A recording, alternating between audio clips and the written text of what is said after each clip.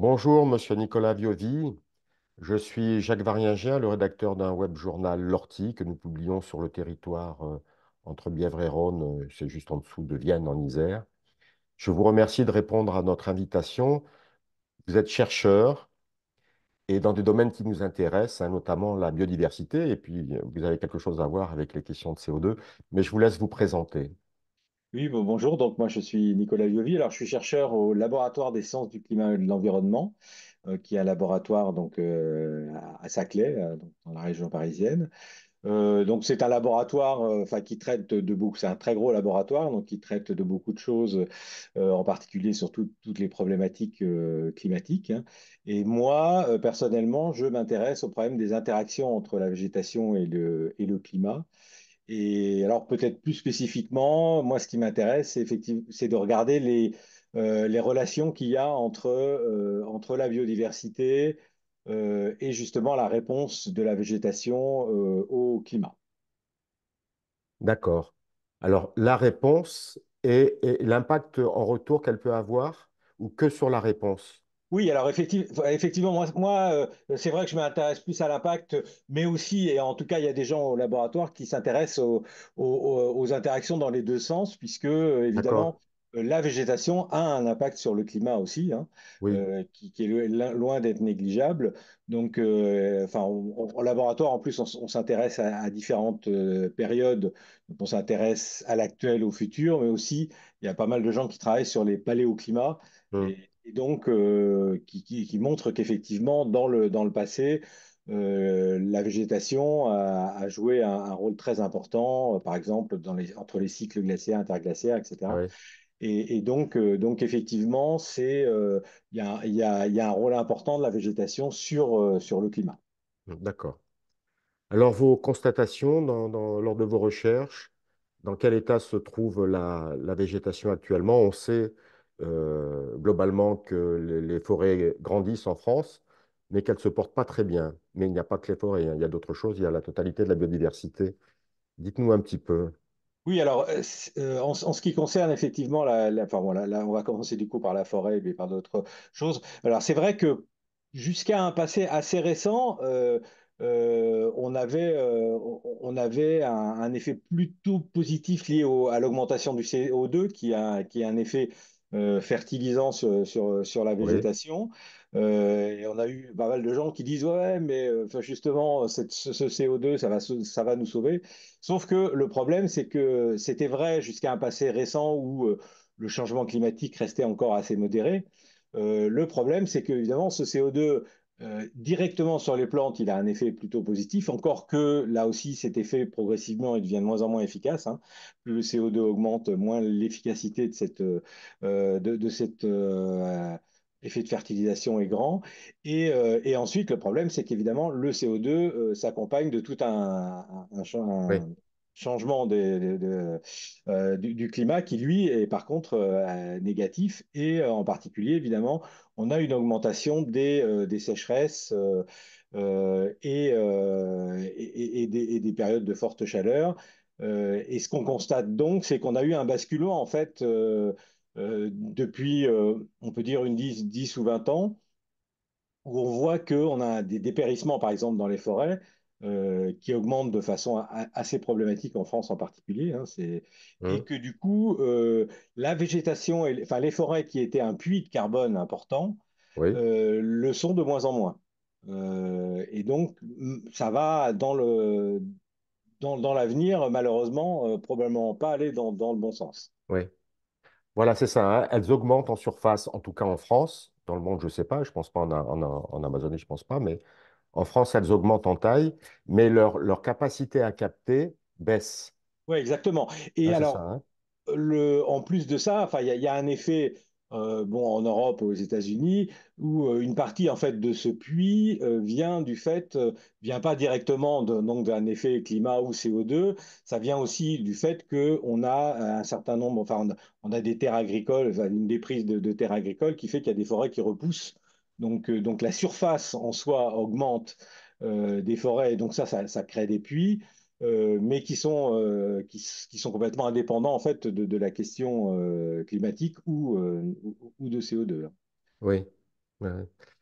Mais il n'y a pas que le réchauffement, que les sécheresses qui mettent en difficulté, notamment les forêts. Oui, oui. Il y a d'autres Euh, facteurs. Oui, oui. Alors le problème, c'est que en ce qui concerne on va d'abord parler des forêts, et puis après, on Ouais, parlera après, par exemple, des cultures, enfin des autres écosystèmes. En plus de donc cet aspect climatique, évidemment, il y a d'autres aspects qui viennent se surimposer. Il y a cet aspect direct, mais il y a des effets indirects.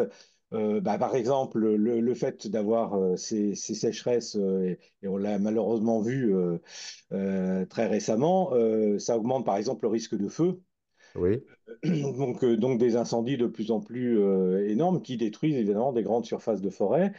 Et l'autre chose aussi, c'est que ça vient augmenter les risques liés après à des attaques de pathogènes.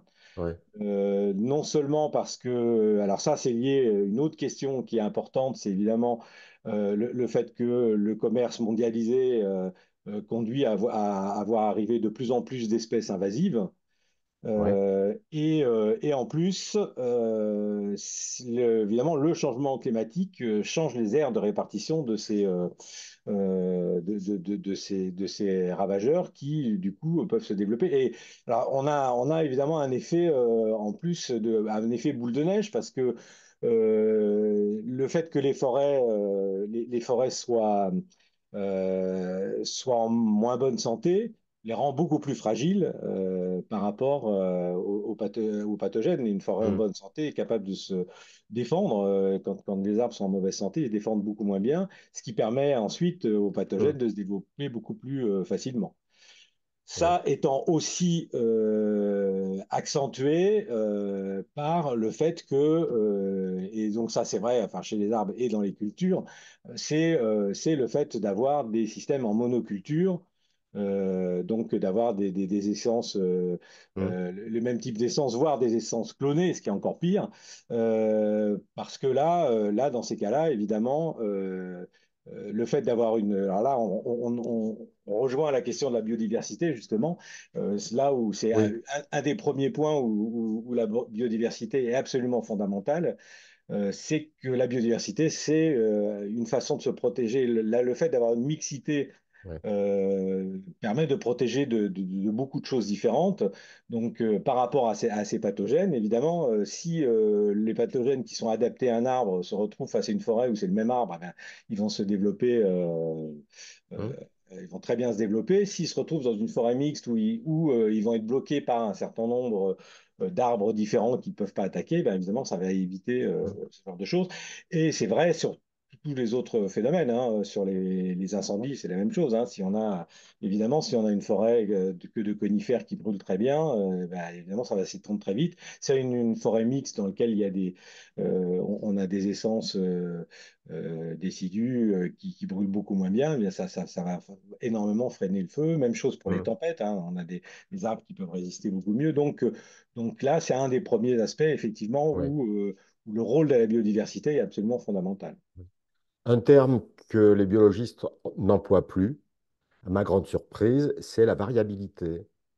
Oui, oui, Pourquoi on parle de biodiversité et pourquoi on ne pointe plus ce qu'avait pointé Darwin, c'est-à-dire la variabilité comme la condition de l'adaptation aux aléas. oui, alors c'est vrai que c'est une bonne remarque parce que ça dépend après comment on définit la biodiversité.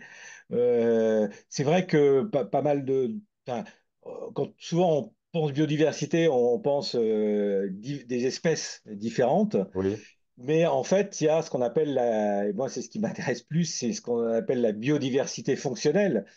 voilà. C'est-à-dire que même à l'intérieur d'une Ouais, espèce, on a une biodiversité et que cette biodiversité a un rôle très important.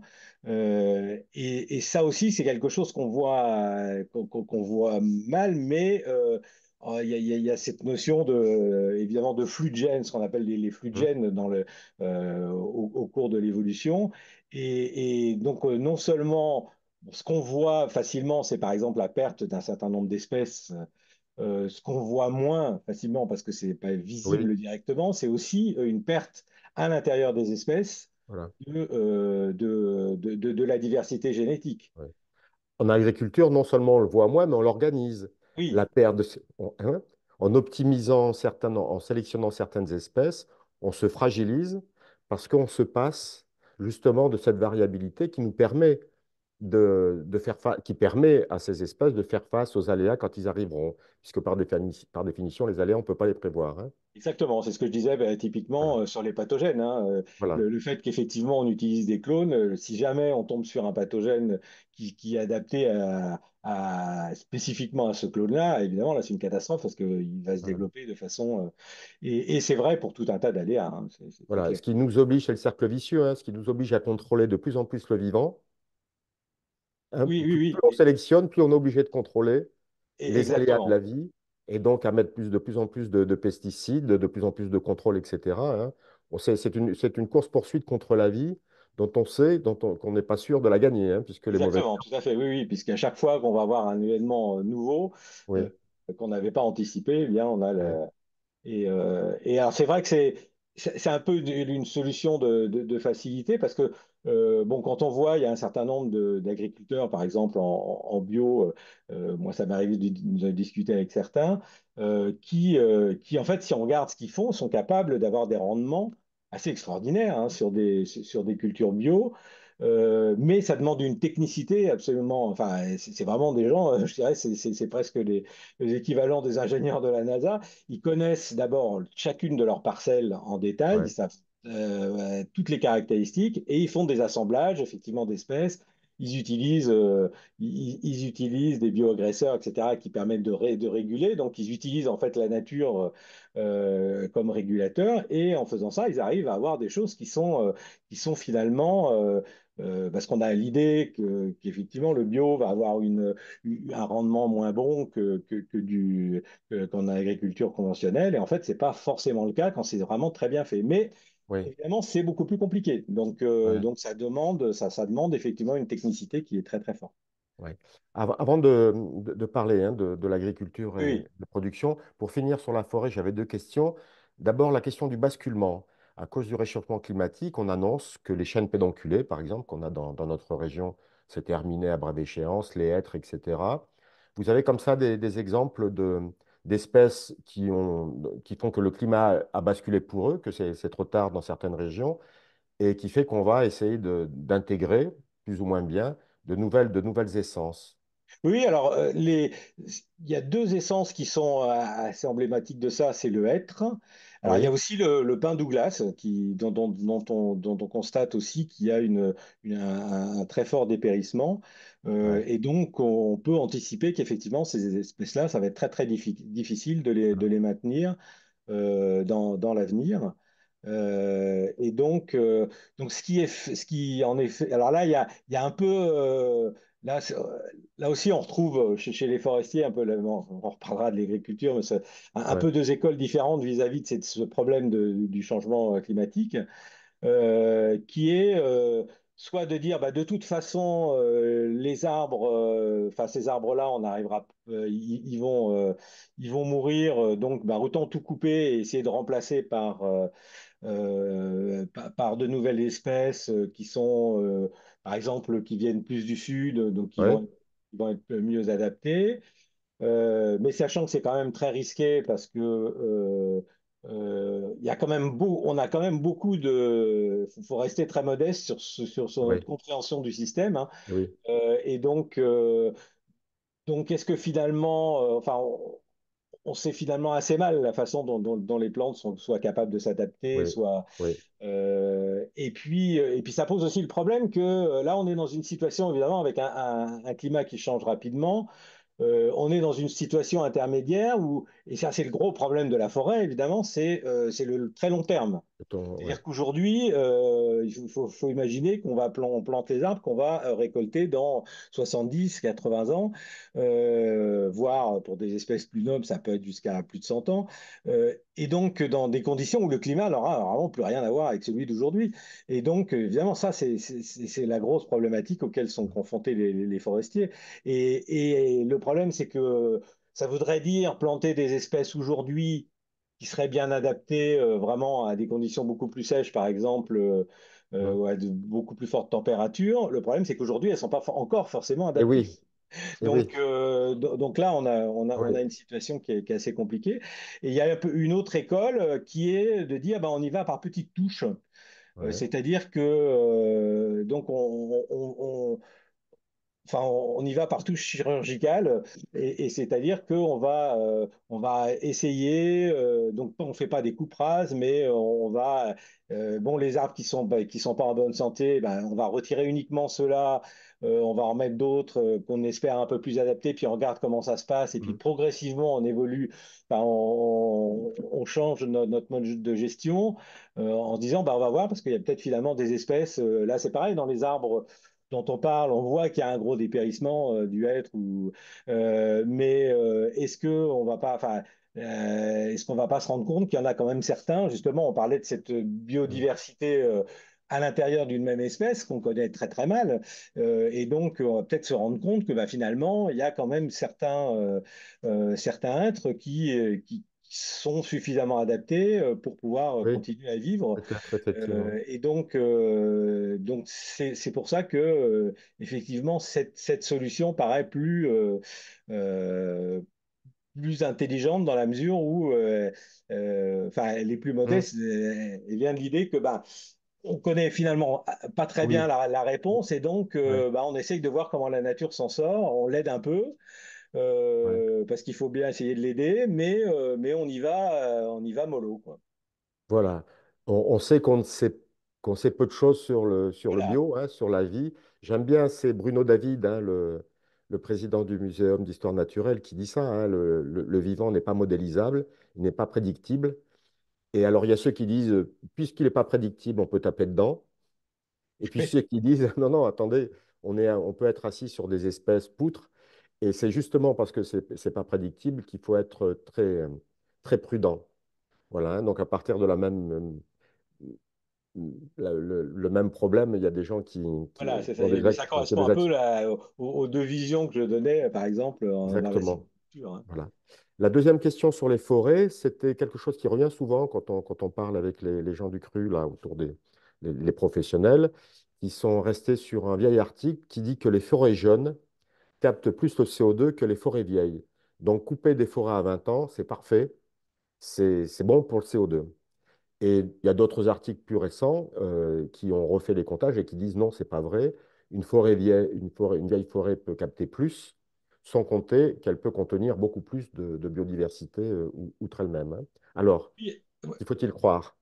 Là, la question qui se pose, enfin, c'est un peu plus compliqué que ça. C'est-à-dire que le problème, c'est que il faut pas oublier le stock qui est déjà présent. Et ça, c'est une question qui est importante. C'est-à-dire que euh, même si on peut considérer qu'une forêt relativement jeune peut stocker plus qu'une forêt plus âgée, le problème, c'est qu'au moment, si on coupe, au moment où on coupe la forêt, on va perdre énormément de carbone. Oui, Et donc ça pose, par exemple, euh, quelque chose que je cite toujours parce que, enfin, une étude qui est très intéressante qui a été faite, qui essaie d'étudier qu'est-ce qui se passe si on intensifie, enfin, l'usage des forêts euh, en, avec un objectif qui est qui est de la mitigation carbone, c'est-à-dire que si on utilise ce bois, soit pour faire du bois énergie, soit pour faire du bois de construction. Donc, a priori, on se dit, bah, d'un côté, bois énergie, on va substituer oui, des énergies fossiles par du bois qui, lui, est renouvelable. Et puis, de l'autre côté, enfin, on va stocker du carbone. Et donc, après, ce carbone, on va le retirer et puis on va faire pousser de la forêt, ça va nous stocker du carbone supplémentaire. Sauf qu'en fait, quand on regarde dans les détails, alors, ils ont étudié plusieurs scénarios hein, qui consistent soit à intensifier des forêts qui le sont déjà, soit exploiter des forêts qui sont, par exemple, ce qu'on appelle en surdensité, c'est-à-dire que du coup, il y a un certain nombre d'arbres qui meurent dans la forêt parce qu'ils n'ont pas assez de lumière, etc. Et en fait, ce qu'on voit, c'est que dans tous les cas, ce genre de solution, euh, éventuellement sur de très long terme, ça finit par être intéressant, mais en fait, dans tous les cas, on a une phase dans laquelle, pendant et au moins 30 ou 40 ans, on perd du carbone en faisant ça. Oui, Et donc, oui. On perd le carbone qu'on a retiré en coupant l'arbre. oui, parce qu'en fait, le problème, c'est Voilà. que, dans ce qu'on retire, en fait, on retire pas tout. On en retire à peu près la moitié entre Ouais, les branches, etc., qu'on laisse sur place, et puis tout ce qui était racines, etc., qui reste sur ouais, place. Ben lui, tout ce bois-là, il va se décomposer, et donc pendant tout ce temps-là, il va relarguer du carbone. ouais, Et finalement, donc on va avoir une situation où c'est vrai que si on regarde sur du très long terme, on va pouvoir stocker du carbone, mais temporairement et sur une période qui est quand même assez longue, oui, on va perdre du carbone, ce qui pose un problème auquel souvent c'est ce qu'on appelle, alors je n'ai pas le terme en français, l'overshooting, enfin, c'est-à-dire le fait de dépasser, si on veut aller sur une cible par exemple d'une augmentation de 2 degrés, la question qui se pose c'est est-ce que transitoirement on va dépasser ces 2 degrés? oui, Ça change absolument tout parce qu'on a bien des sûr. effets de seuil, hein, Mm. qui font que si à un moment on passe à 2,5 degrés, ben, éventuellement, là, on le voit sur les arbres, on va avoir des arbres qui vont mourir, Oui, etc. Et on peut se rentrer dans une boucle, voilà. même si l'idée c'est de revenir après vers du 2 degrés, on ne sait pas très bien ce qui va se passer. Rien du tout, ouais. Ça montre en fait la complexité du système, où Ouais. même si on essaye d'avoir des stratégies, on va dire, bah, de mitigation carbone, ça va pas forcément être Mm, aussi positif qu'on ne l'imagine au départ. mm. Donc, il faut vraiment avoir une approche Oui, systémique. Ça, c'est vraiment le point ouais. fondamental dans tout ce qu'on fait. Alors, c'est important parce que le bois énergie, il y a une vraie politique d'industrialisation, hein, et y compris dans les campagnes où on incite les gens à faire des chaudières pour le gymnase, pour la mairie, etc. Mais effectivement, oui, on retire du carbone stocké et on le rejette, et pour un certain nombre d'années. Et avant que la forêt récupère le CO2 qu'elle a lâché, il faut des décennies. Voilà, c'est ça. Hein, C'est le et problème si on coupe au bout de 2 décennies, alors que c'est justement à partir de là qu'on avait un effet positif, finalement, on est sur un effet Voilà. négatif Et dramatique. il y a un autre point qui est important aussi, c'est que le problème des coupes, alors en particulier des coupes rases, hein, bien sûr, Oui, c'est que en plus de ça, ben, on intervient avec évidemment des oui, gros engins qui tassent le sol, qui passe le déstructurent sol. le sol. Et donc toutes ces interventions un peu grosses qu'on va faire, Ouais, crée en fait enfin, voilà, déstabilise le sol, rend le sol moins fertile, etc. Et il y a d'autres problèmes aussi, hein. Quand on fait ces coupes rases, on sait que euh, la mortalité des jeunes pousses est très très forte parce que là, contrairement à justement une gestion où on va ouais. là, les jeunes pousses se trouvent, là, il y a plus de protection vis-à-vis enfin, des fortes chaleurs, etc. Surtout Et dans oui, un contexte là aussi où oui, d'accord. la température augmente.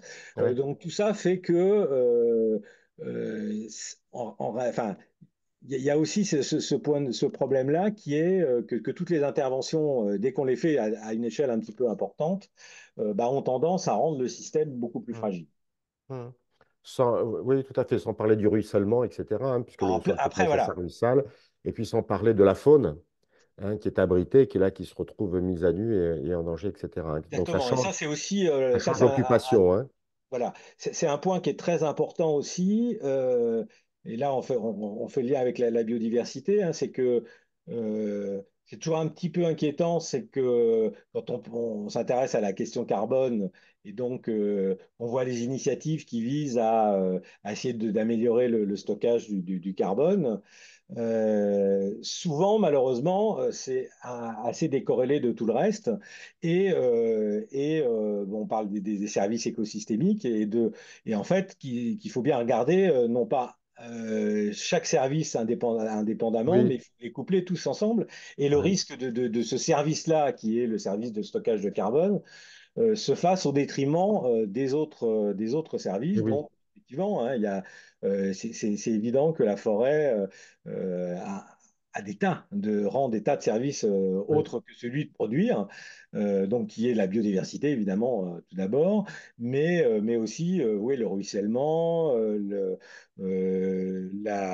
enfin, aussi le filtrage, donc la qualité de Ouais, l'eau, la qualité de l'air, des effets climatiques locaux aussi, hein, donc, oui. Alors du et, coup, j'allais vous interroger là-dessus parce que on en a parlé plusieurs fois dans le journal. C'est sur les forêts qui font pleuvoir. Hein, c'est-à-dire qu'elles ont évidemment ce rôle de captage ou de nous fournir du bois, mais il est important d'en avoir en bonne santé, je suppose, parce que elles attireraient la pluie par quel mystère, par quel mécanisme? oui, alors c'est vrai que ça c'est alors, bon, c'est quelque chose à un petit peu grande échelle, donc c'est difficile de savoir Oui, à fine échelle ce qui se passe, mais par contre ça c'est un mécanisme qui est effectivement très bien connu, qui a été mis en évidence par un chercheur qui s'appelait Charnay, qui est que la végétation, finalement, à grande échelle, maintient ses propres conditions d'existence. oui, Et alors, ce qui se passe au niveau de l'eau, c'est que la végétation est très, très efficace pour recycler l'eau, hein, oui, par rapport à un sol nu, puisque enfin, elle a d'abord des racines qui lui permettent un sol, dès qu'il y a quelques millimètres qui sont secs, il n'arrive plus à évaporer. Les plantes sont capables d'aller chercher de l'eau, donc grâce aux racines, de ramener de l'eau qui vient du fond. Et puis c'est pareil, elles ont une surface d'échange avec l'atmosphère qui est très importante, hein. Là, si on prend une forêt bien développée, on a ce qu'on appelle l'indice foliaire qui oui, est en fait la surface d'échange de feuilles par surface au sol, hein. oui, Et donc, typiquement, ces forêts, elles ont un LAI de 5, ce qui veut dire que pour une surface d'un mètre carré au sol, elles ont une surface d'échange de 5 mètres carrés. Donc là aussi, ça permet évidemment d'avoir un échange avec l'atmosphère qui est beaucoup plus important. Donc tout ça conduit au hum, fait que dès qu'on a de la végétation, on a un recyclage de l'eau qui est beaucoup plus efficace. Alors là, ça conduit à deux choses. Une première chose, c'est que ça, du coup, les précipitations, il y a deux types de précipitations. Il y a ce qu'on appelle les précipitations locales qui sont liées en fait à un recyclage de l'eau qui est évaporée, finalement se recondense au-dessus et va pleuvoir, alors pas forcément exactement au même endroit, mais enfin ouais, pas très très loin.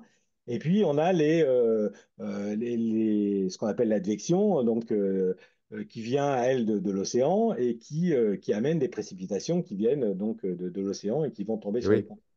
Et donc cette végétation, en fait, elle joue sur les deux, puisque d'un côté, comme on augmente oui, l'évapotranspiration très fortement et on a un meilleur recyclage de l'eau, donc finalement, bah, les plantes, effectivement, euh, elles vont transpirer beaucoup plus d'eau. Donc on peut se dire, bah, ça c'est négatif, ça va pomper de l'eau dans le sol. Mais en réalité, une grande partie de cette eau, on va la récupérer par des précipitations locales.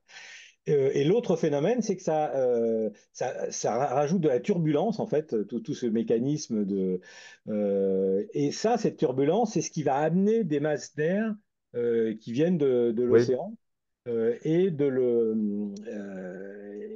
permettre comme ça d'accord. de recycler. Alors, il y a des exemples comme ça dans le passé où on sait que on a eu une période, il y a 8000 ans, où ce qu'on a appelé le Sahara vert. Donc, un Oui, moment où on a eu, et on le sait parce qu'on on voit des dépôts lacustres, on a hum, des grottes ornées, et oui, donc il y avait des humains qui vivaient en plein Sahara. On sait que donc il y avait de la végétation, c'était pas des grandes forêts, mais enfin c'était des steppes, etc., où hum, les humains pouvaient vivre. Et en fait, euh, bon, les gens qui travaillent justement sur les paléoclimats essayaient de comprendre, enfin, de voir s'ils ouais, étaient capables de reproduire ce ouais, phénomène-là. Et si on ne prenait pas en compte la végétation, on n'était pas capable de le reproduire. Parce qu'en fait, c'est lié à des petits changements de conditions orbitales qui permettent d'améliorer un petit peu la mousson qui remonte un petit peu plus haut, mais ce n'était pas du tout suffisant. Et là, en fait, ce qu'on a pu montrer, c'est que là, la végétation a joué un rôle absolument fondamental ouais, parce que justement la végétation, en commençant à se développer, a permis donc ce phénomène d'augmentation de la ouais, turbulence qui a permis à l'air océanique de ouais, ouais, ouais, pénétrer plus profondément dans le Sahara, etc. Et progressivement, c'est remonté et ça a permis donc effectivement, ça, c'est un phénomène qui est bien connu. Donc là, on est sur des grandes échelles de temps, mais on a pu montrer que c'est aussi un phénomène qui peut jouer à des échelles de temps plus courtes. Par exemple, on a publié un article comme ça qui montrait qu'en 2003, donc la fameuse grande, enfin, on a pu montrer que la propagation qu'il y a eu une propagation finalement à la fois d'une sécheresse et d'une canicule du sud de l'Europe vers le nord de l'Europe. Et ça a été lié au fait qu'on a eu un hiver très très sec sur la péninsule ibérique et que en fait ça a déclenché ce phénomène-là. Donc les sols ont commencé à s'assécher, donc l'air océanique rentrait moins bien, donc on a eu beaucoup moins de dépression, ça a séché et ça s'est amplifié en montant vers le nord. D'accord, d'accord. Et donc, on a pu montrer qu'en fait, bon, ça c'était ce qui s'était passé en 2003, mais que si on regardait les différents événements passés, on avait ce genre de phénomène qui était arrivé assez fréquemment. Mhm. Donc c'est vrai que là, on voit vraiment ce Ouais, phénomène à l'œuvre. Alors, bon, évidemment, hein, c'est comme je disais, c'est quand même des phénomènes de relativement grande échelle. Bon, localement, je dirais une forêt qui fait 15 hectares va ouais, pas ouais. forcément avoir un impact. Mais enfin, si on commence à faire des choses à assez grande échelle Ouais, ouais. et qu'on coupait une grande forêt, là, en effet, Ou ça si elle peut. est, ou si elle est en mauvaise santé, du coup, Oui, si elle est en mauvaise santé et c'est la même qu'effectivement, chose. ça va Il n'y aura pas cette effectivement avoir un fonction-là. impact, donc ça risque Ouais. d'amplifier effectivement les phénomènes D'accord. de canicule enfin, de sécheresse, surtout là. De sécheresse. Alors, du coup, ça fait parler de la guerre de l'eau, qui, de Mhm. mon point de vue, a commencé avec les gens qui s'amusent à faire pleuvoir chez eux. On l'a vu avec l'Arabie Saoudite, les Chinois, je crois que les Américains, l'Australie, je crois, l'a fait également. Et puis avec la question des méga-bassines, c'est-à-dire qu'il me semble, moi, qu'aujourd'hui, la guerre de l'eau est déclarée. Ah Alors, bah elle n'est oui, pas oui. nommée comme telle, mais c'est ce qu'on a sous les yeux. Oui, oui, tout à fait. Et ça, c'est sûr que, bah, comme la tension, évidemment, l'été sur l'eau devient de plus en plus importante parce qu'on a de plus en plus de sécheresse et de grandes périodes sans précipitation, évidemment,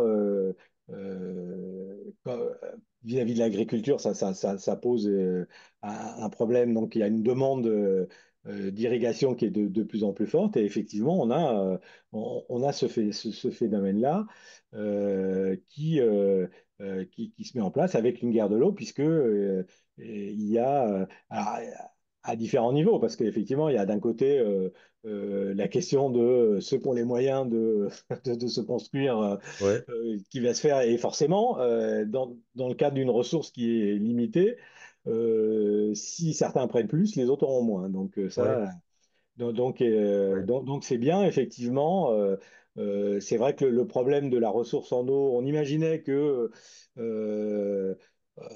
dans des pays comme chez nous, ce serait pas un problème, mais on voit que ça commence déjà à être un problème, c'est clair. ouais, en fonction de ce qu'on cultive, évidemment. Oui, Vous et pouvez nous... surtout parce qu'effectivement, on a des cultures et des demandes en irrigation qui deviennent de plus en plus importantes. Ouais, ouais. Donc c'est là où. Vous pouvez nous expliquer le mécanisme, comment on fait pleuvoir? C'est quoi la technique là qu'ils ont Alors ça, proposée? moi, je Je connais crois pas qu'il y en a bien. plusieurs. Vous ne Là, j'ai connaissez pas pas. de, non, je connais pas. D'accord. Je crois qu'il y Alors en je a sais que deux. si, il y a des solutions. Il y a des, mais j'ai pas l'impression que ça marche très très bien. Il y a des solutions qui visent à ensemencer en fait Voilà, les parce que enfin nuages. l'idée derrière, c'est que dans l'atmosphère, ce qui se passe, c'est que pour former des nuages. Il faut qu'on ait des noyaux de condensation en fait. Donc Oui, on ait des particules autour desquelles finalement on a de la vapeur d'eau, hein, ouais, donc qui est sous forme de vapeur. Et puis si on a des petites irrégularités, donc des petites particules dans l'air, en fait l'eau va pouvoir en fait se déposer. C'est comme le phénomène de ouais, rosée, hein. ouais, Elle va avoir tendance à se développer et ça va constituer des nuages et évidemment, c'est ça qui est ensuite la condition. Quand les nuages, enfin, quand la quantité d'eau qui s'agrège devient suffisamment importante, ben à un moment, par gravité, hum, ça ça finit fait une par goutte tomber. d'eau et ça fait de la pluie. Donc c'est un peu ça l'idée qu'il y a derrière, c'est d'essayer d'ensemencer pour créer des nuages quand on a. Mais bon.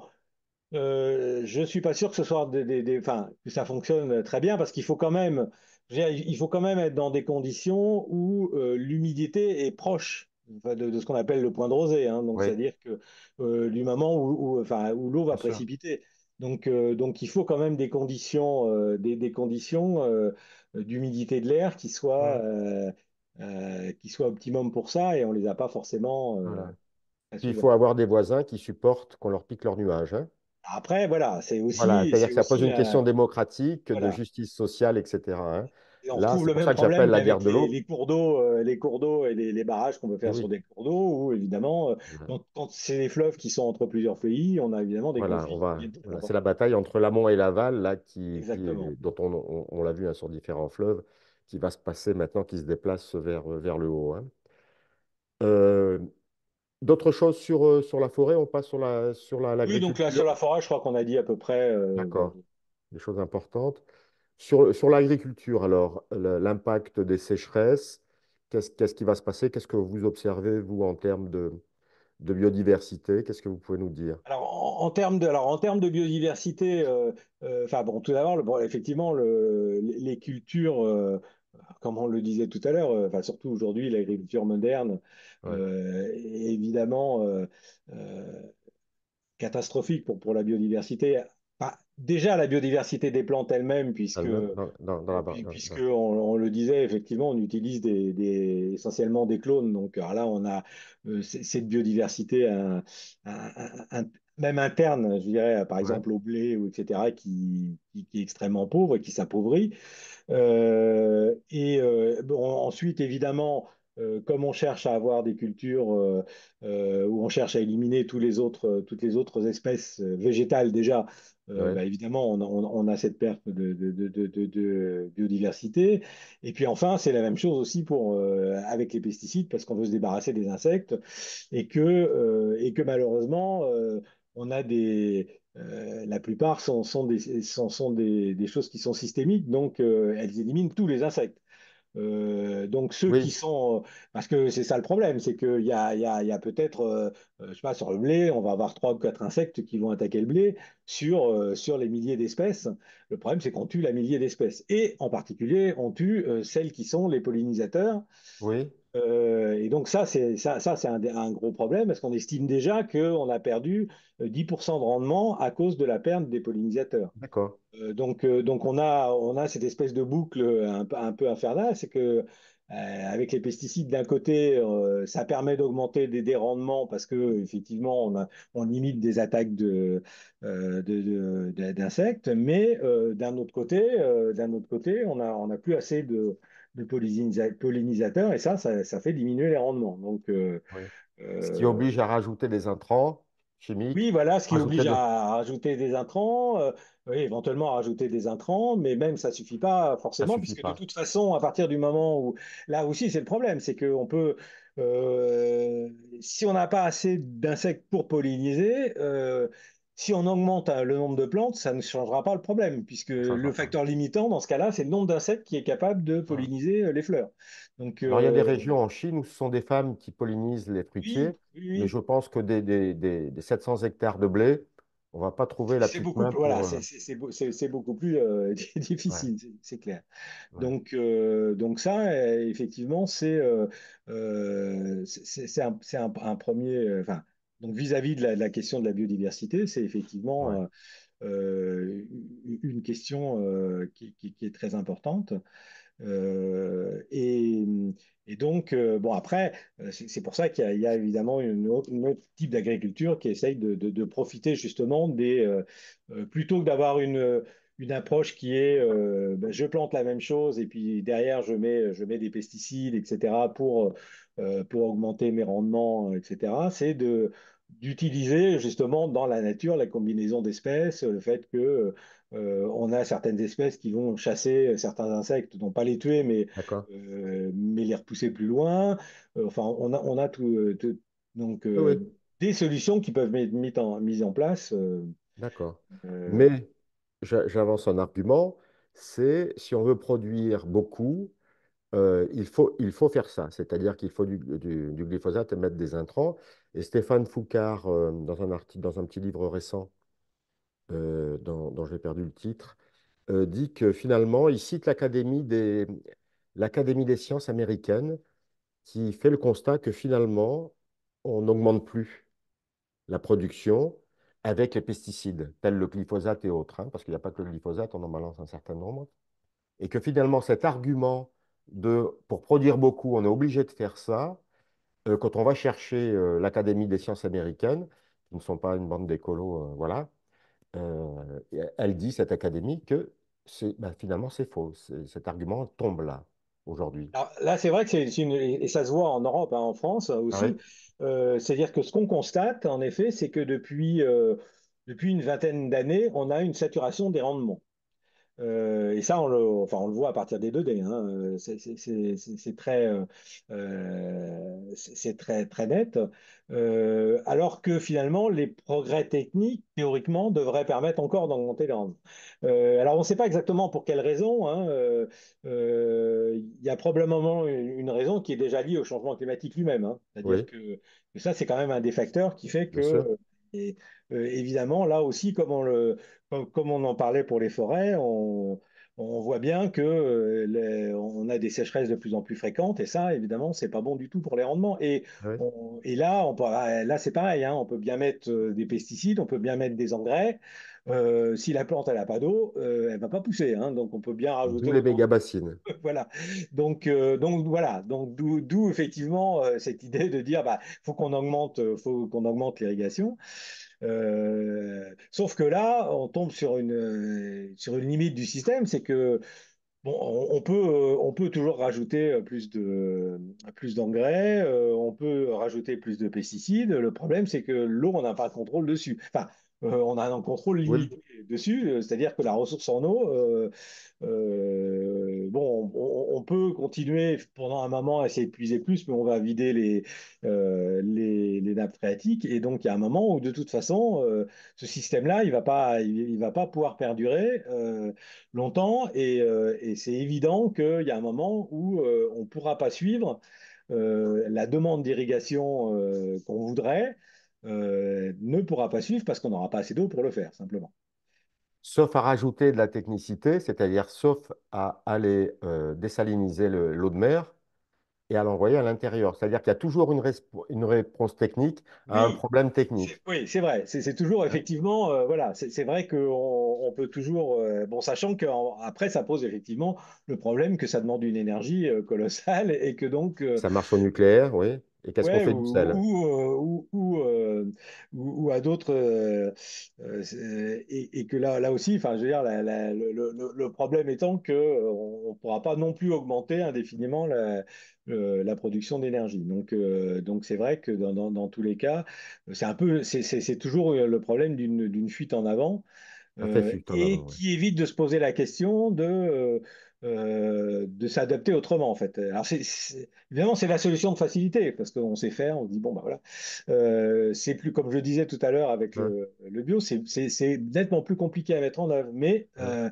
Mais c'est vrai que là, par exemple, par rapport aux espèces, la question qui se pose, c'est est-ce que on doit continuer comme ça à utiliser, par exemple, du maïs irrigué à fond, Oui. ou est-ce qu'on doit se convertir à d'autres espèces?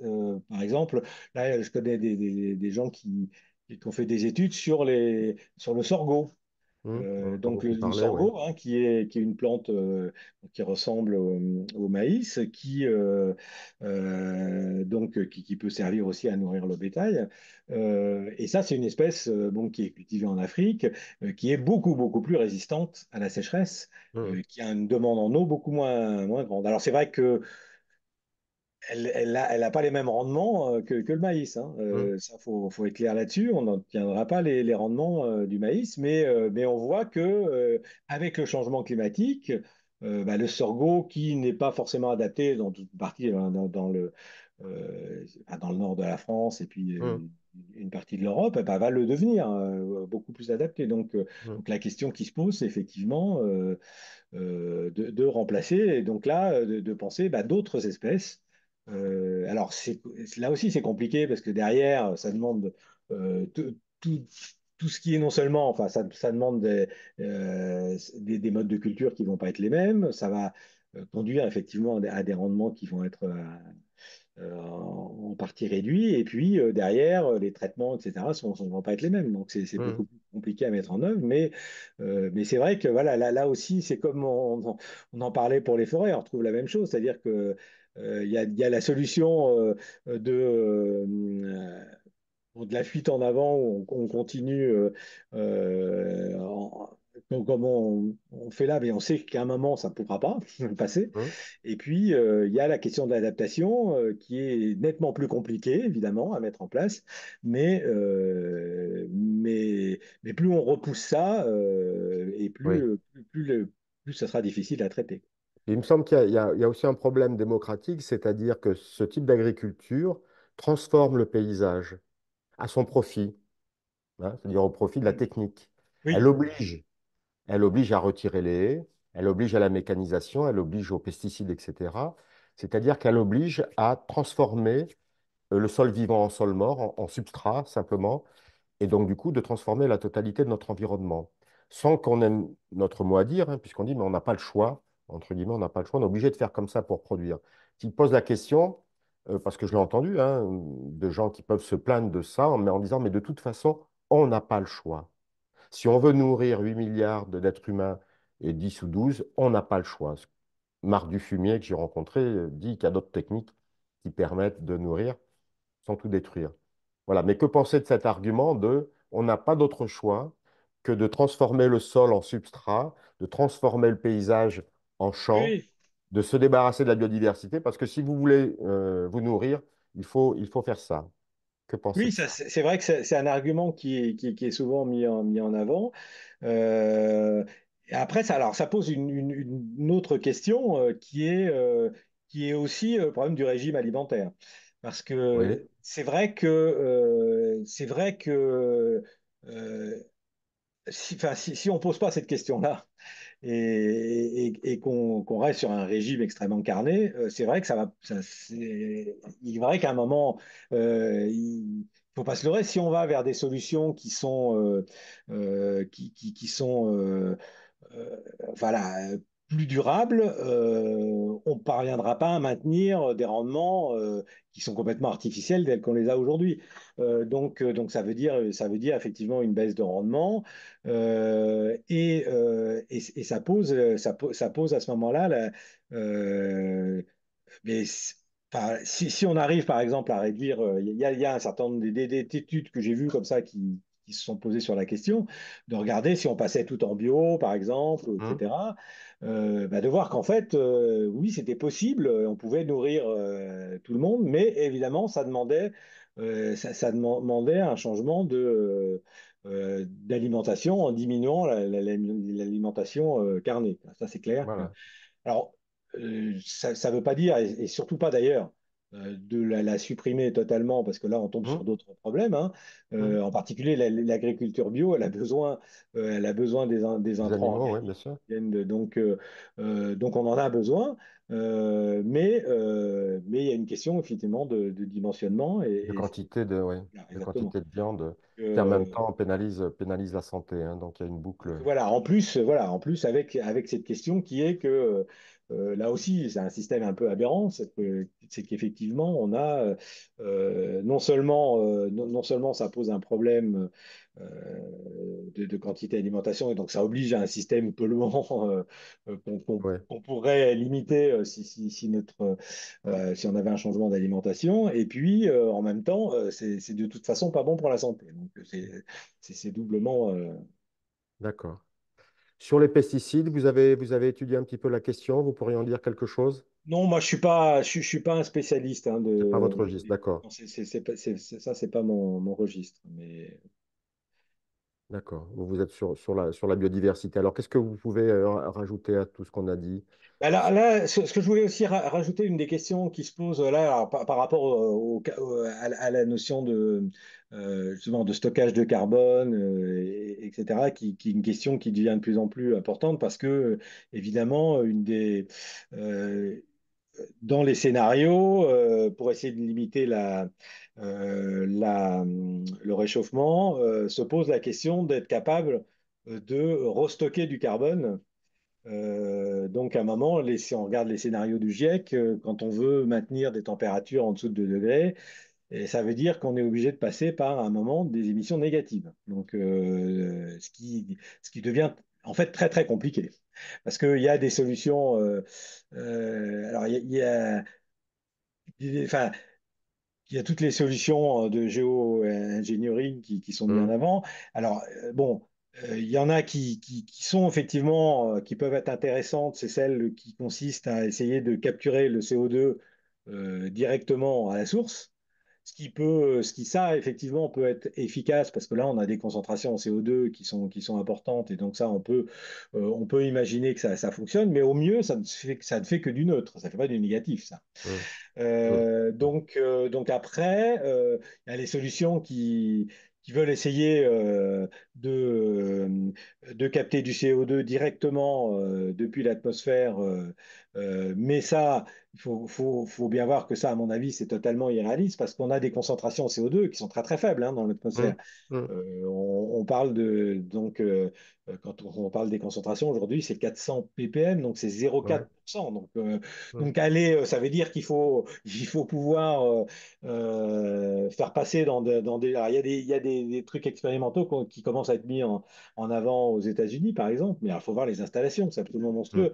C'est des espèces de ventilateurs, enfin, d'aspirateurs géants ouais, qui doivent absorber des quantités absolument colossales d'air pour en extraire le CO2. Et donc, si on veut imaginer supprimer la quantité de CO2 qu'on veut, c'est totalement irréaliste. hum, Donc il y a d'autres solutions et il y a ce qu'on appelle les solutions qu'on appelle solutions fondées sur la nature hum, qui essayent d'utiliser les écosystèmes. Donc on en a parlé un peu tout à l'heure vis-à-vis de la forêt, où on voit que bah, dans la forêt, ça pose pas mal de problèmes. Alors, ce qui peut être intéressant, c'est effectivement d'augmenter les surfaces de forêt, parce que là, si des choses qui ne sont plus en forêt, on les remet en forêt, alors là, on gagne évidemment tout de suite du carbone. Mais là, on tombe très rapidement sur un problème de conflit ouais, d'usage des terres. Hein, hum, puisque, comme on l'a vu, en fait, on est confronté à tout un tas d'usages différents qu'on a besoin de maintenir. On parlait de l'agriculture.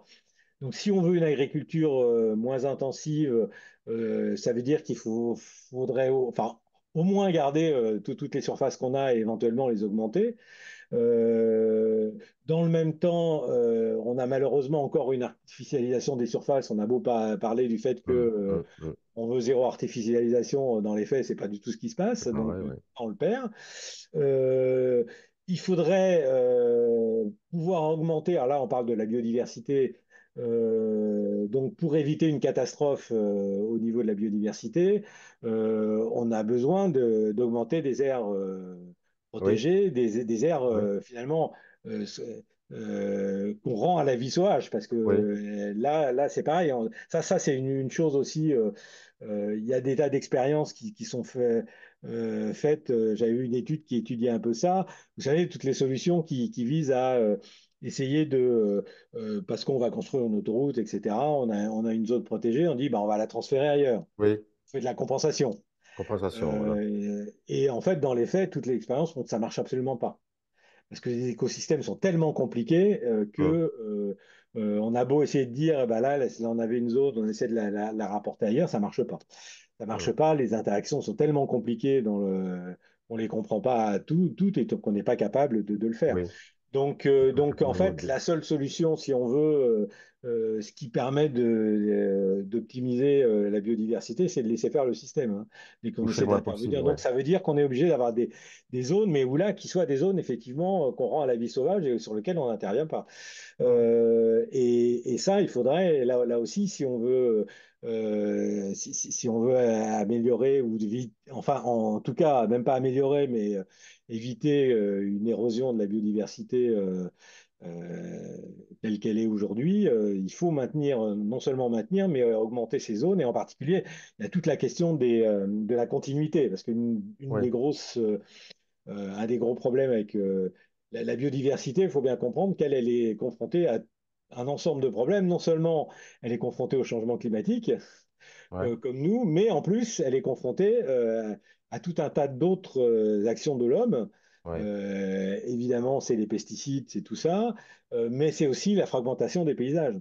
hum, La biodiversité, surtout dans un contexte de changement climatique, où ça veut dire que bah, les espèces, pour pouvoir survivre, doivent migrer. Hum. arriver à migrer dans un système où Oui, les paysages sont complètement fractionnés, c'est pas possible. Et donc ça, c'est évidemment, là aussi, c'est un frein ouais, au maintien de la biodiversité et ouais, à sa capacité de s'adapter. Donc ça, en fait, voilà, ça veut donc s'ajouter. hum, On a tous ces conflits, ouais, donc qui fait que augmenter bah, les surfaces de forêt, on n'a peut-être pas tellement enfin, on n'a pas tant de possibilités que ça pour le faire. hum. Et sans parler des espèces qui sont lentes pour migrer. Oui, alors Hein, après, quand on, évidemment, ça, hein, c'est sûr que voilà, c'est plus dur pour les euh, vers de terre que pour les gazelles, quoi. voilà, et encore plus pour les arbres que pour Et encore plus les pour animaux qui les sont arbres, capables de bien bouger. évidemment. Alors, une dernière question. Ça, ce que vous dites, ça a du sens dans la mesure où on pense que la biodiversité, elle est indispensable à la vie de l'homme. Mais si on dit qu'après tout, on a les technologies où on les aura pour remplacer tous les services que rend la biodiversité à notre vie, il y a des gens qui peuvent dire, on va aller vers le transhumanisme, on va se transformer nous-mêmes, on va s'adapter par un certain nombre de systèmes qui fait que finalement, on n'a pas besoin d'une espèce poutre à protéger qui fait qu'on va s'effondrer avec elle, parce qu'on va se débrouiller sans. Est-ce que pour vous, c'est vrai? Est-ce que c'est possible qu'on soit capable de se priver de la biodiversité végétale, voilà, la faune, la flore, etc. Est-ce que c'est possible? Est-ce que l'homme peut un jour imaginer s'être transformé au point qu'il peut s'en passer? Donc il peut continuer Alors, comme il je pense que continue. oui, c'est très, très prétentieux d'imaginer ça. C'est comme on le disait, c'est peut-être possible, mais on n'en a absolument aucune idée. Voilà. Enfin, je veux dire,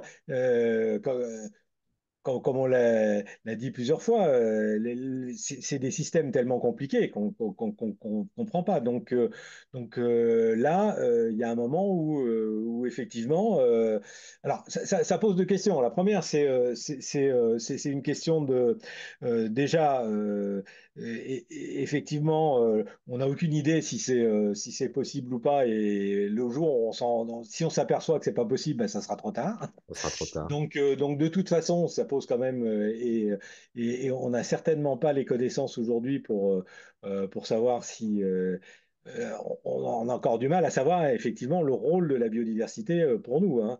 Euh, Hum, on, on sait certaines choses, on sait que des systèmes enfin, ayant une meilleure biodiversité euh, permettent souvent d'optimiser les rendements et surtout, je pense que c'est vis-à-vis de l'adaptation hein, que c'est hum, vraiment important. C'est-à-dire que ça permet évidemment d'avoir un système qui s'adapte beaucoup mieux. Jusqu'à quel point, on ne sait pas, mais effectivement, il y a un moment où, comme on le disait, on peut avoir, si on a un système qui n'est pas suffisamment, qui n'a pas suffisamment de biodiversité, tout peut s'effondrer très rapidement. hum. Alors ça pose cette première question, et puis après, ça pose une question, je pense, aussi alors là, de problèmes d'inégalité parce qu'évidemment, ça c'est toujours la question euh, imaginer on va trouver des solutions pour s'adapter ou c'est possible avec des moyens énormes. Donc ça veut dire Hum. là aussi que peut-être quelques-uns s'en sortiront, mais il Pas est bien nécessairement. évident que les plus pauvres, qui eux n'ont pas la capacité à développer les moyens, seront évidemment les grands perdants de l'affaire. Donc il y a aussi D'accord. cette question d'inégalité et Ouais. qui est un point clé, hein, je pense, effectivement, par rapport au problème du changement climatique, hein, de façon générale, parce que c'est bien évident que si on veut s'adapter au changement climatique, ça va demander un certain nombre de sacrifices. Pour que ce soit soutenable là, alors on vient aussi à la question, par exemple, de l'agriculture, hein. C'est évident que c'est très... bah, pour ceux qui aujourd'hui les agriculteurs qui n'arrivent pas à vivre du fait du libre-échange et du fait que certains profitent il y a 10% des agriculteurs qui récupèrent Mm. 90% des aides. C'est évident que ces agriculteurs-là, ils n'ont pas les moyens, objectivement, de pouvoir changer de système si on ne les aide pas. Donc là, si on veut avoir, c'est vrai pour ça, donc c'est vrai pour l'agriculture et c'est vrai pour tout le reste, la première chose, c'est qu'il faut effectivement réduire les inégalités. Sinon, c'est évident que dans le système actuel où on a des inégalités qui se creusent, on n'arrivera pas, on n'arrivera pas à avoir une transition. Mm. Parce que ceux qui sont les plus pauvres, de toute façon, ils n'ont pas le choix. Je veux dire, c'est pareil pour les bâtiments. Ils sont dans des passoires thermiques et ils n'ont pas les moyens d'isoler. Donc la question ne se pose même pas pour eux. Et là, Mm. donc là, on tombe sur une autre question, mais Ouais, qui tout à fait. est fondamentale. Une dernière question, sur une échelle de 0 à 10, tout va bien dans le meilleur des mondes, on continue comme ça. 10, il y a urgence, il faut qu'on s'arrête, qu'on pose les clous et qu'on réfléchisse qu'on réfléchisse au modèle qu'on veut, le rapport à la nature, etc. Vous vous situez où, vous, dans ce...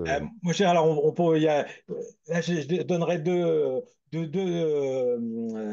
deux chiffres, un pour le changement climatique et un pour la biodiversité. Ouais, Donc, je dirais que sur le changement climatique, on est sûrement à 7 ou 8. Et pour la biodiversité, là, on s'approche plutôt d'une 9 à 10, quoi. eh ouais. Sachant que, voilà, comme je le disais, la question climatique est déjà on voit bien qu'on va quand même dans le mur. Et puis, mais pour la biodiversité, c'est encore plus problématique parce que là, on combine tout un tas d'effets qui sont pas seulement le changement climatique, mais tous les autres effets. Et en particulier, ça, c'est toujours le problème de l'articulation entre les deux. Il faut faire attention au fait que Mm. on peut pas. Euh, c'est toujours la question là, finalement d'avoir des. C'est souvent ce qui manque des approches vraiment systémiques, c'est-à-dire qu'il faut penser Oui. tout l'ensemble du système. Et si on commence à vouloir ça, se penser qu'une partie du problème, on n'arrivera pas à s'en sortir. Quand vous entendez, je ne sais pas si vous l'avez entendu aujourd'hui, euh, on est le jeudi 2 février, le Premier ministre qui dit on va mettre l'OFB, l'Office, comment ça s'appelle, Conseil de la biodiversité. voilà, on va le mettre sous les préfets de façon à ce qu'ils n'embêtent pas les agriculteurs. On va supprimer un certain nombre de normes. Ça ne correspond pas à ce que disent, y compris le Haut Conseil pour le climat, qui dit, comme vous, la biodiversité, elle est en danger. Il faut reprendre notre modèle. Voilà, hein, il y a quelque chose un peu schizophrénant, c'est-à-dire d'un côté, il y a des scientifiques, y compris payés par l'État, pour conseiller le Premier ministre, qui disent, voilà la situation, il faut changer. Et de l'autre côté, un Premier ministre qui fait comme s'il ne lisait pas ses rapports, même peut-être qu'il ne les lit pas, qui dit, non seulement on continue comme avant, mais il faut se débarrasser des gens qui nous empêchent de continuer comme avant. Oui, ah bah ça tout à fait. Et je pense qu'il y a une. Enfin, moi, j'ai trouvé un exemple qui était quand même extrêmement intéressant. C'est le groupement qui a eu là des citoyens pour le climat. Oui, Alors ça, j'ai trouvé ça extrêmement intéressant parce que ce qu'on a pu voir en fait, c'est que donc on a pris 150 la Convention citoyenne. la convention citoyenne, c'est ça. On a pris 150 personnes qui venaient qui étaient tirées au hasard, donc qui n'étaient pas du Ouais, tout spécialistes. Et, et en fait, donc ils ont eu tout un tas de conférences donc, de gens que je connais bien, qui leur ont ouais, expliqué toutes les problématiques. Et ce qui est très intéressant, c'est de voir quand même l'intelligence collective, c'est-à-dire que en fait, ces oui, gens-là, j'imagine que le président se disait, ouais, bah, de toute façon, ils vont sortir deux, trois trucs, on fait ça, et puis. Sauf que comme eux ont vraiment bien pris conscience des problématiques, ils ils ont sorti tout un tas de mesures extrêmement drastiques, quoi. oui, Et quand le gouvernement a vu ça, qui avait dit oh, bah, non, non, il n'y aura pas de filtre, oui, c'est on vrai. retiendra tout à 90%. Bah, quand ils ont vu effectivement les mesures qui étaient mises en place par ce groupe, ils ont dit ah mais non, pas question quoi. Donc Oui, ils ont évidemment rien tenu compte. Mais c'est là où on voit qu'effectivement, il y a un côté évidemment très négatif, c'est qu'effectivement, entre le discours qu'il y a et les faits, on est sur deux planètes entre ce qui est dit et ce qui est pensé derrière, oui, évidemment. C'est deux choses complètement différentes, mais d'un autre côté, on voit bien que bah, quand les gens sont bien renseignés et ont bien conscience des enjeux, ils sont capables à ce moment-là de mettre en place oui, des choses.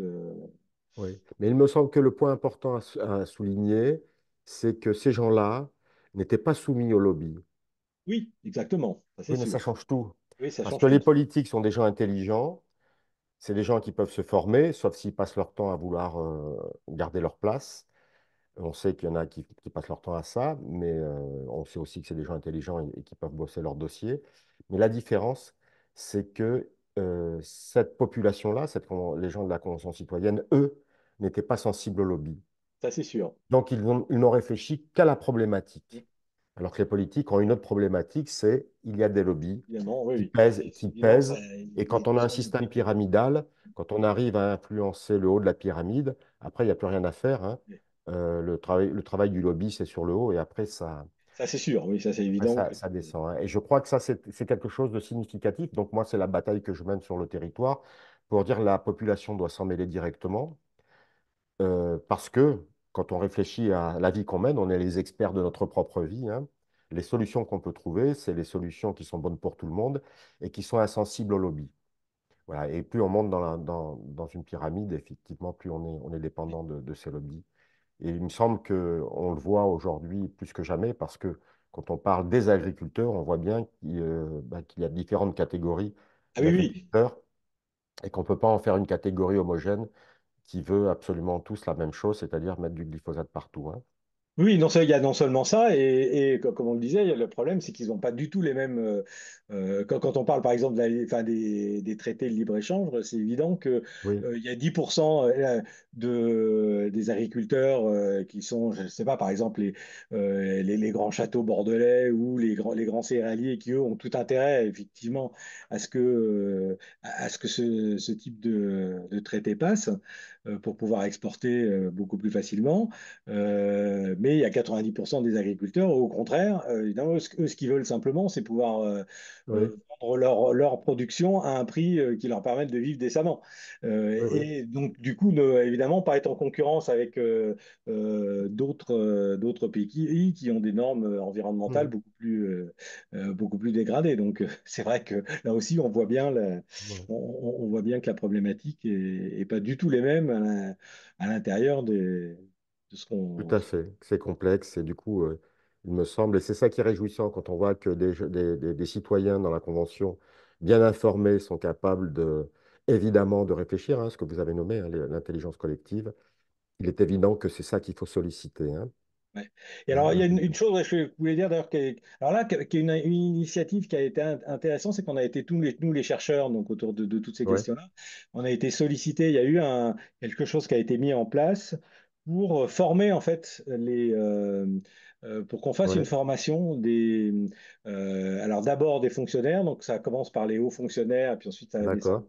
des fonctionnaires justement bon, sur les problématiques de climat, parce qu'on s'aperçoit quand même que Ouais, malgré tout, on disait effectivement, bon, c'est des gens intelligents. Le problème, c'est qu'ils n'ont pas forcément une formation scientifique pour beaucoup. ouais, Et donc, on s'aperçoit en fait que même, bon, j'ai pas mal de collègues comme Valérie Masson-Delmotte et ouais, ou Georges Jouzel qui sont souvent en contact avec les politiques et ils se rendent compte que des fois, ils sont un peu sidérés par le manque ouais. de culture sur les problématiques. Hmm. Et donc c'est vrai que ça, c'est une initiative, là, on peut, bon, qui, je pense, est pas mal. Bon, le problème, évidemment, c'est que derrière, il n'y a pas de moyens qui sont mis Bon, c'est toujours la question, mais au Mhm. moins, dans l'idée, on a d'ailleurs répondu Oui, hein, beaucoup très favorablement à l'initiative, à cette demande, euh, ouais. qui, je pense, est importante, bon, qui risque d'être limitée par le fait que il faudrait nettement plus de moyens. Oui. euh, Alors, on va conclure, mais sur ce ouais. point-là, moi, j'avance que quand on complexifie le débat, on perd la population qui ne peut pas être pointue dans tous les domaines. Et qu'il y a des domaines pour que le citoyen puisse se prononcer valablement, qu'au contraire, il faut simplement politiser et non pas techniciser. C'est-à-dire que la question pour moi, en tant que citoyen, c'est pas est-ce que le glyphosate c'est bon ou pas, ça serait plutôt est-ce que je veux qu'il y ait du vivant autour de moi. Voilà. Après, c'est vous, spécialistes, qui savez comment on protège le vivant ou comment on le tue. Mais moi, je n'ai pas à devenir un spécialiste des Mhm. pesticides, Oui, même si j'y suis contraint. Mais en revanche, je peux me prononcer en tant que père de famille pour dire, je veux un monde où il y ait des animaux, des insectes, des papillons, comme quand j'étais petit. Et là, il n'y en a plus. Voilà. Et une des difficultés, je trouve, pour nous, c'est de ramener le débat là où les gens, même analphabètes, j'allais dire, même analphabètes, où quelqu'un pourrait dire, j'ai un avis. Parce que moi, en tant qu'être humain, je veux vivre dans un environnement qui ressemble à ça. Débrouillez-vous, vous les spécialistes, pour qu'il ressemble à ça. Mais je n'ai pas à être un spécialiste de tout ça. oui. Voilà, hein. Là où je me tiens dans mon discours, où je Oui, veux ramener oui, les oui, tout à choses fait. Non, non, mais c'est ça, hein, c'est sûr que sur vous le avez raison. pouvoir des... Là, ce que je disais simplement, c'est que, évidemment, par rapport à toute une désinformation qu'il peut y avoir Oui, autour du changement climatique, c'est vrai c'est quand même important parce qu'évidemment, si, c'est ce qu'on fait aujourd'hui d'ailleurs. voilà, exactement. C'est-à-dire que si on a, bon, si les gens ne sont pas persuadés, par exemple, que le changement climatique ou la Oui, crise de oui, la biodiversité sont un problème, bah, oui, évidemment, on ne pourra rien faire parce que dès qu'on va demander certains efforts, ils vont dire, bah, moi, je ne vois pas pourquoi je les ferais. Donc, c'est vrai qu'il oui, y a un minimum, disons, voilà. Il ne faut pas rentrer complètement. dans des trucs techniques, mais il y a un minimum quand même de choses où Oui, il faut quand même que les gens aient, enfin, en tout cas, qu'on lutte contre ceux qui essayent oui. justement de désinformer. Parce que Voilà, qu'ils aient une image de la réalité qui n'est pas forcément celle des yeux. voilà. Hein, c'est pas C'est celle vrai de bonjour. que on a malheureusement, on passe beaucoup de temps à essayer Oui, de contrer un certain nombre de tout à fait. enfin, moi, je dis Oui, oui, climato-dénialistes, d'ailleurs, j'aime pas dire oui. climato, mais C'est même pas des réalistes, oui, des dénialistes. Oui. ouais, parce que c'est du déni, c'est pas du scepticisme, qui Complètement, peut oui. être une qualité, hein, mais Oui. donc Bien, je vous remercie, Monsieur Viovi. Je très vais vous bien. laisser nous dire au revoir et cliquer sur la fin de l'enregistrement, puisque c'est vous qui avez la main. D'accord, bah écoutez, au revoir et puis merci pour cette, C'est cet nous qui vous échange remercions. très intéressant. C'est nous qui vous remercions. Au revoir. Au revoir.